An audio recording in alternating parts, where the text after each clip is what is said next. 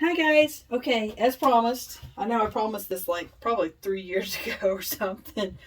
I'm going to show you how I turn a piece of wood. My hands are so frozen right now. I'm hoping I can get through this. Out in my building, it has no heat or air conditioning or anything like that, and it's pretty chilly here. So this is a piece of white cedar, and I've trimmed off with my bandsaw just the little knots, just to make it easier when I'm just whittling this down to begin with. And you can see, I don't know if you can see these little notches. I cut notches with my bandsaw so that my little piece right here will dig in with its teeth. This is the tailstock. And when I'm turning, I like to peel off as much bark as I can, because it tends to go flying sometimes if it's real loose. And this is real dry. The bark on this is real dry, so sometimes it likes to come off in chunks when you're turning, and it's just easier, if you don't have to waste your gouge. And as you can see, my gouges are super short because they've been, ground down to sharpen so many times. Got these from my dad. So they're about goners. Really, the only thing I can do with them anymore is create these little Christmas ornaments.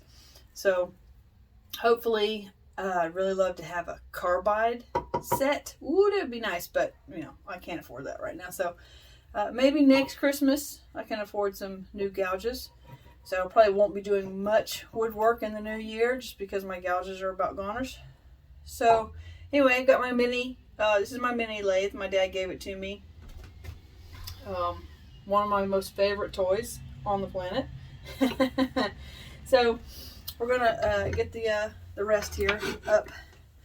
You want it as close to your piece as possible, and sort of like halfway in height on this. Otherwise, your gouge will just kind of skip across the top. And if you've got it too low, your gouge will dig in. So just before you lock it down, you want to make sure you can turn the piece all the way around without the rest catching any of the wood. Otherwise, it's going to stop in mid-sentence, sort of, so to speak, and not good for the motor. So once you get it in the right spot, lock it down. I'm not going to do a lot of talking through this video because mostly it's just going to be making a lot of noise, so you might want to turn your volumes down. If you see me stop, I tend to stop a lot, just sort of check out this the shape of what I'm doing, see if there are any cracks. Sometimes I'll not worry about the crack. Sometimes I'll take the piece off if it's too big of a crack and just set it aside for later to fuss with later. So not much talking going on. I'd really like to get through this in about half an hour or less, of course. So yeah, let's just get started. I've got everything locked down, got my tailstock locked down, this entire piece locked down from the bottom. This is locked. Everything is locked, so you just got to make sure you got everything locked. I've got my speed on the lowest setting. That when you're whittling off just the outside layers, you want speed real low. When you start really digging in making shapes, you just raise the speed up. So, all right, here we go.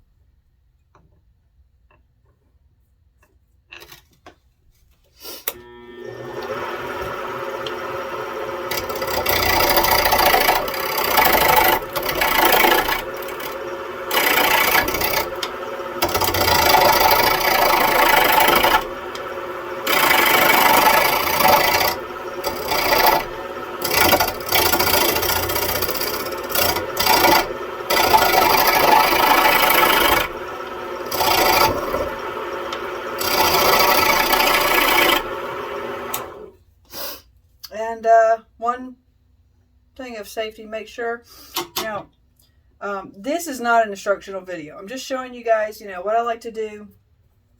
You know, this is one of my most favorite things to do. So this is not an instructional video, so please don't take it as so. I'm sure you guys who are normal woodworkers, you know, see a lot of mistakes I'm making. I do hold my gouge like this instead of like this. I get a lot more control like this, and I make sure and keep it nice and tight against my body. So please, if you do this on a normal everyday basis, please understand I have very rudimentary tools here, and yeah, I'm not trying to teach anybody how to do this. So just letting you guys know a little bit more about what I like to do. So we've got most of the bark off. And this area right here, sometimes I'll leave it, but sometimes I don't, because it tends to be kind of flat underneath the bark. It's not completely round. So yeah, I'll probably take most of that off.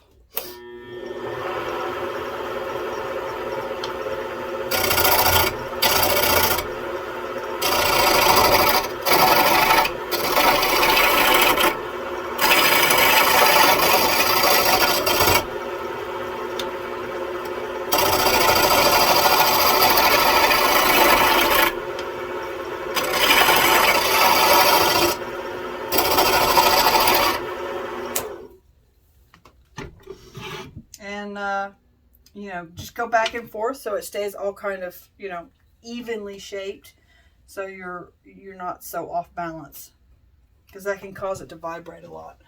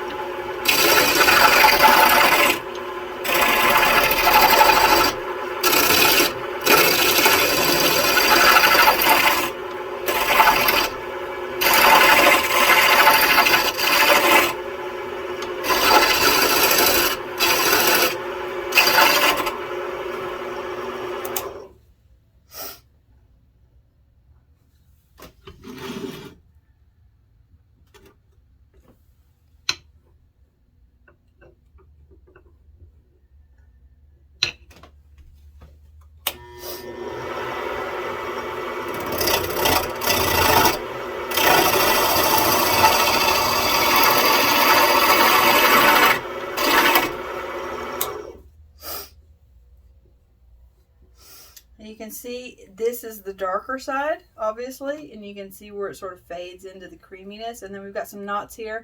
I like to keep those if possible. Then you can see this gorgeous grain showing up. Still got a flat spot here. I think we're just going to go ahead and start whittling things down. And yeah, we're going to do it that way.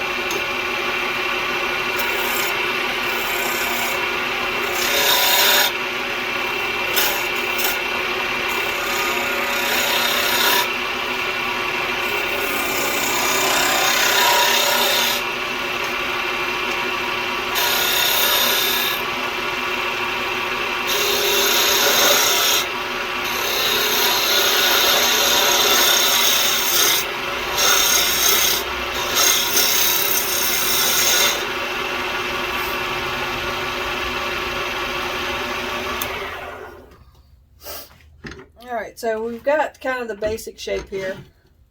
Now we're just really going to just fine tune it. And it may change quite a bit.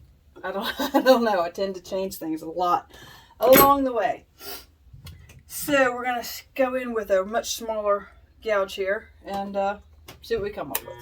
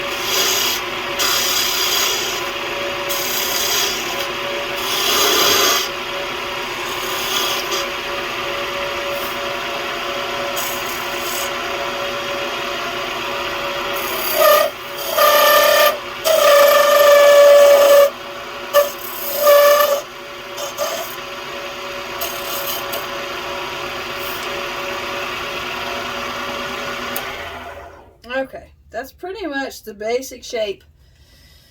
That needs to be whittled down a little more. That's probably just a little, needs to be whittled down just a little bit more, but not a whole lot. So we're going to bring this over and use something super sharp. Super sharp.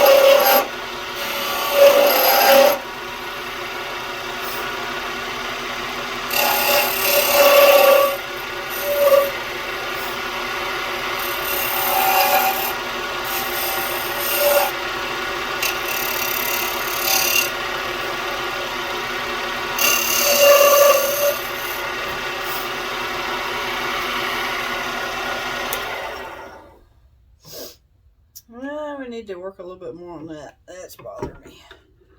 That needs to be fixed.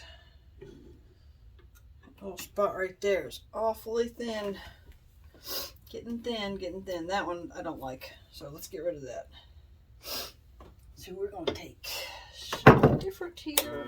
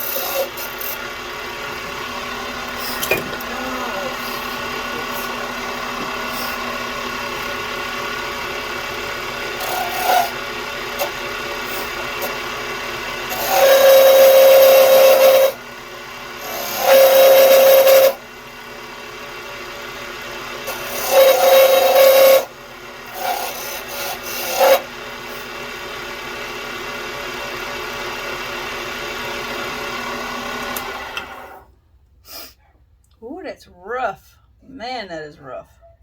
That's going to take some good sanding. And that is so thin right there. It may break, but we shall see. Okay, so we're going to need some kind of rough sandpaper here for this part of it. I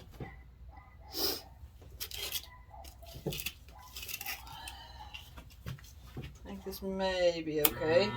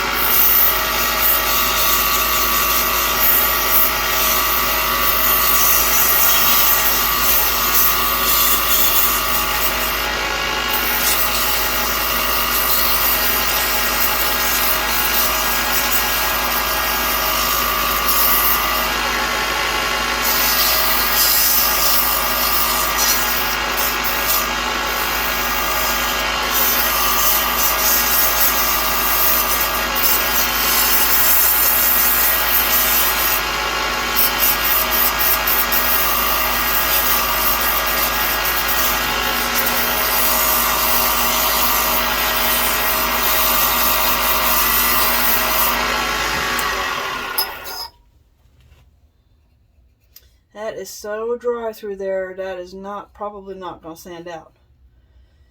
I'd have to take a lot of sandpaper to that. Oh, let's see. I've got some rougher sandpaper, but I'm not entirely sure I want to use it. This is 120. Let's see if I got anything a little more heavy duty than that. Let's see, 120. I've got 80. Ooh, 80 ought to do something for it.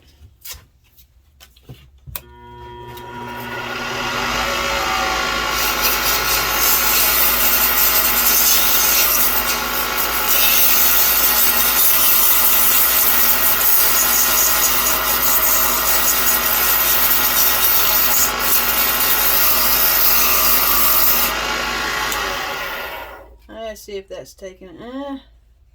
Boy, it's super dry. It really probably needs whittling down with something a little sharper. It's just too rough. I mean, I could leave it like that with those little nicks in it, but really don't like to do that. I could also fill it in with like some wood filler But I really don't like to do that because it just seems kind of like cheating.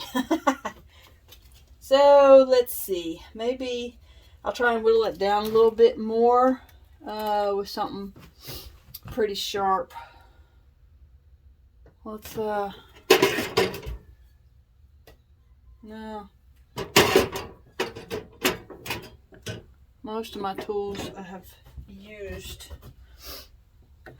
Well, we'll try and use this one again.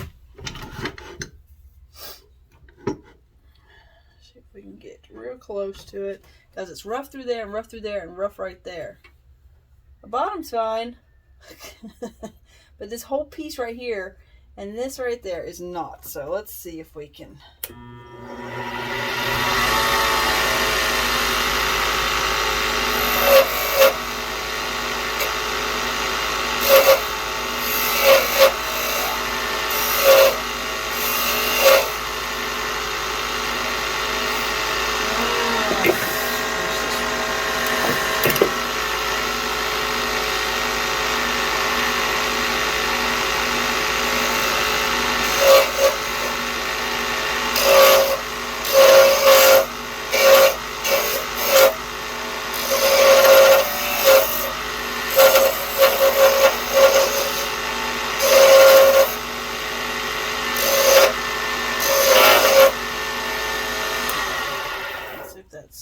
No, it is just chipping out big time.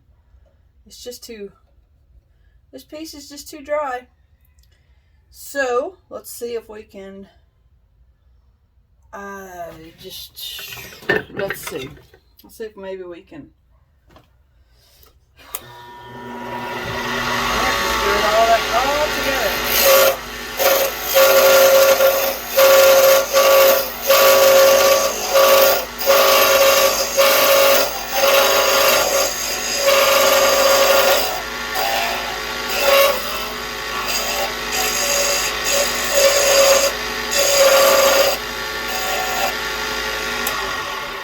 See what that did. Yeah, that is just so rough.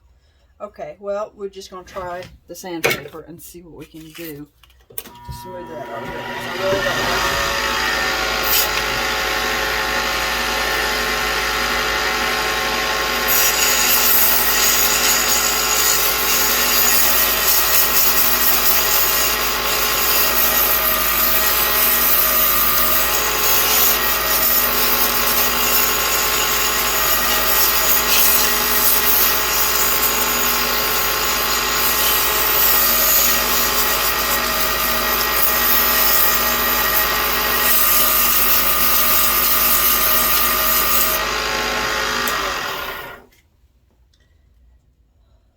Well, that's definitely working a little better. Kind of flattened out this little knobby part there, but that's okay. Got to get rid of this here. I kind of like that now. We'll cut it off like right there and right there. But this needs to be sort of shaped a little better.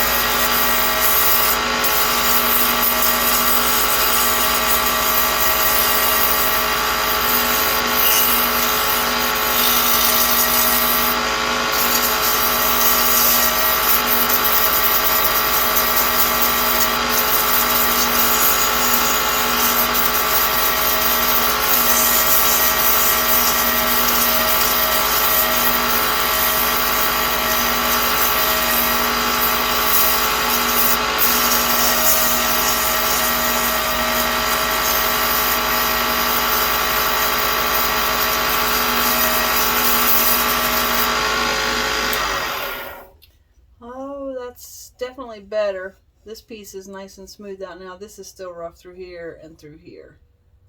That's just going to take more and more sanding. Hopefully.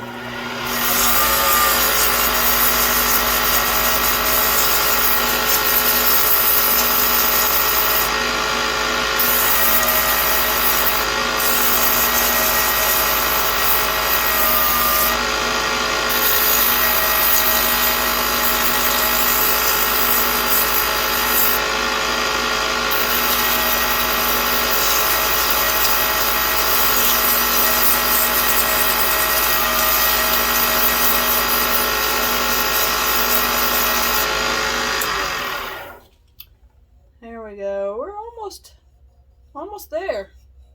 That's good. That's good. That's good. But you can see how pretty it's turned out. We got this nice little whatever that was, and nice little knot right there. There's the dark side and the light side on the beautiful grain. And if I manage to sand this all without breaking it, it'd be a miracle.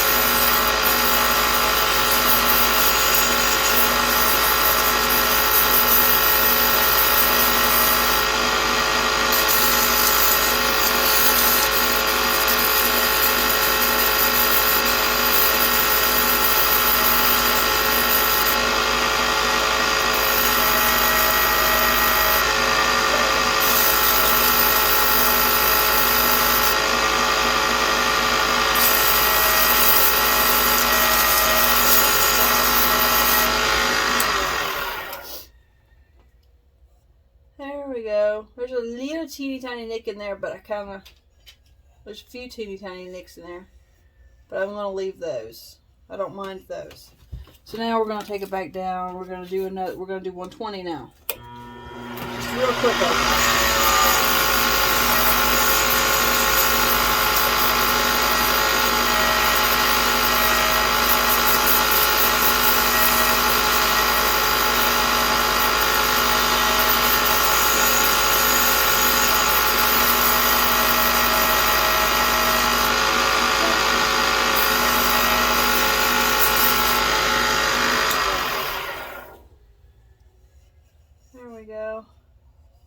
That little bit in there needs a little more. That's about it though.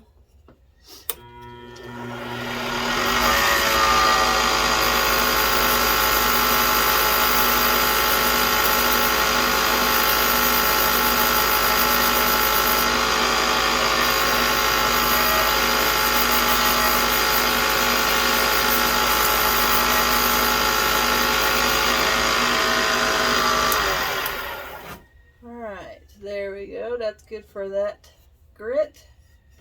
Alright, so then let's see. I usually go to, I want to say this one's probably 220.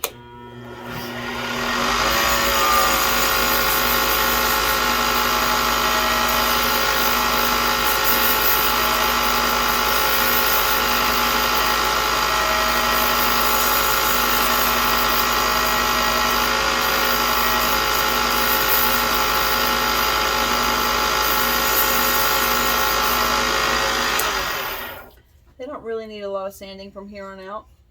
There we go. Looks good. So then I'm going to take my super fine. I have no idea what this is. It's meant for a bandsaw. So it's super fine. It's probably like, I don't know, 240, 3 something or other. You guys probably don't really need to know that. Anyway, so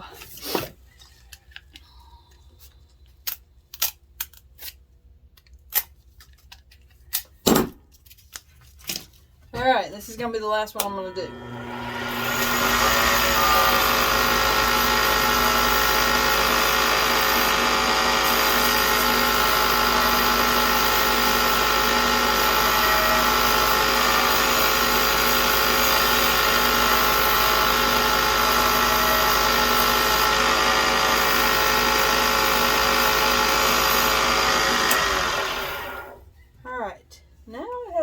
this is probably pretty much how it's going to end up looking. Because I think I'm just going to do the feed and wax on the end of this. So it's going to be a nice dull finish. So we will get the feed and wax. I'm sorry you guys can't really see the shape of it real well. But I'll take it off here in a minute and we will go from there. Alright, so this is what I'm using. Feed and wax. And it's just a nice general, it soaks into the wood and keeps your wood from cracking later on.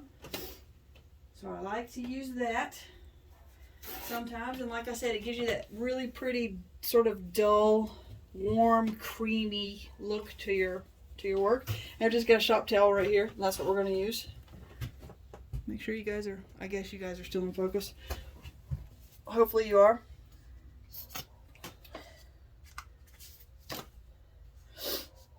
And you don't want to put this stuff on while the thing is turned on. Because you'll get all this splattered right back up in your face. So generally you just kind of rub it in and let it sit for a while. You know, 5, 10, 15 minutes. Put on a nice sort of thick coat to it because it soaks up a lot. And once you get it on there, then you can turn your machine on. But turn it on slow. Turn the speed down because it still will fly up in your face. And then kind of rub it in there. It'll rub it and kind of push it down into the pores. You just really want to do, 2, 3, 4 coats of this stuff. Because your wood, depending on how dry it is, which obviously you guys, I don't know if you could really see, but how dry this wood was. I had to whittle it down to like nothing just to get out the chunks that were coming out. And partly it's, my tools are, even at their sharpest, they're still not real great. Okay, so there we go. It looks shiny now because it's wet. It'll dull up once it dries, but you can really see how pretty that is. It's just so pretty. I wish it would stay shiny like this. This is why I'm going to order something different and hopefully get a buffing wheel for my grinding wheel. And that way I can try and get them shiny like this, but not too shiny. Plus use an environmentally friendly product because I can't use that spray anymore. I just can't do it. I feel bad for using it. It's just not good for our environment. I feel bad because it literally makes me feel bad. It makes my headaches worse, and so I don't want to use spray anymore or any kind of like polyurethane or something that's going to also cause headaches. All right, so we're going to turn that on. Work it in there real good.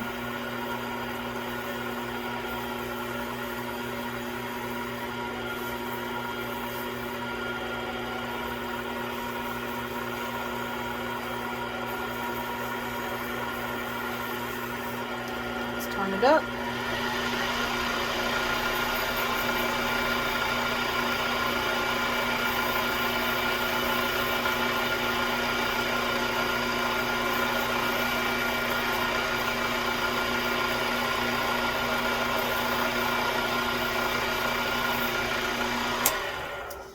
Okay, so we're going to leave it like that for just a little while.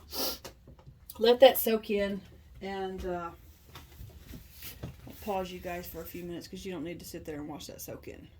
Be right back. Okay, so we're going to take it off and see.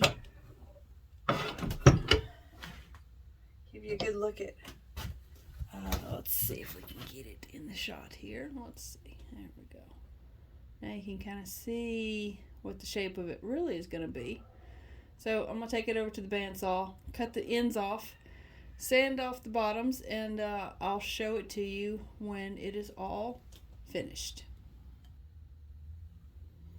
Alright, so here is the finished product. Light's not real great right here, I don't think. And I had to put a big hook in because I don't have any little hooks, just so I could finish it up for you guys. But typically with something this skinny at the top, I would put a little teeny hook in there, and I should have just waited because I ended up, I don't know if you guys can see it, there's a little crack right there. Yeah, you can see it. But you know, sometimes that happens, and you know, lesson learned. Next time I'll just wait till I can either find my little hooks or go buy some new ones. But anyway, that is it. I hope you guys sat through, you know, I'm sure some of you probably fast forwarded through all the turning, which is perfectly fine. I get it. It's a little long to be sitting through a turning video when you're expecting a painting video, but that's the little finished piece there. Let me put it back over maybe where y'all can see it a little better. Okay, there's the finished little piece. You can sort of see it without the the screen wobbling around me holding it. I hope you guys enjoyed this. Thanks for watching. Those of you who have stuck around and watched the whole video through, let me know if you guys, you know, like watching me turn ornaments. I will. I'll try and see if I can find maybe a better angle where you can see it a little closer. If I hang it over the lathe, if I hang the video over the lathe, then I tend to stick my head under it a lot. You guys don't need to see the back of my head. So I'll try and see if I can find a better angle for it if you guys are interested in seeing any more turning videos. If not, no big deal. I get it. You're here for the painting. But, you know, I've kind of moved on from acrylic pouring. It just kind of got monotonous, and there's really nothing new out there that I've seen. I'm just seeing a lot of people sort of, I hate to say the word copying, but, you know, at this point, you know, some of these people that are doing this are just, you know, it's the same formula, it's the same pours over and over again, and it's just not real exciting. And plus, you know, those of us who have been doing this for 3 or 4 years, we've got all these paintings sitting around. Nobody wants to buy them because they're so bright and colorful and pretty, but they don't go with anyone's decor. So those of you who did purchase my paintings in the past, I really appreciate that. And I've got quite a few jewelry pieces left over. I think I'm going to create maybe an Etsy shop or something with the wood ornaments and maybe the jewelry pieces. And so I'll post a video on that once I get that up. It's probably going to be in the new year easily. So thank you guys for everything. Watching the ads, I do appreciate that. Those of you who still watch them. And yeah, thank you for everything. Thanks for sticking with me after my long absence. And you know, I'm not going to be able to post too many videos, but I will try and post videos here and there. I do miss, you know, chatting with you guys. So like I said, let me know if you like watching these turning videos, and I will I'll post, you know, a few more. So yeah, wherever you are on the planet, I hope you're having an awesome day, and see you later. Bye.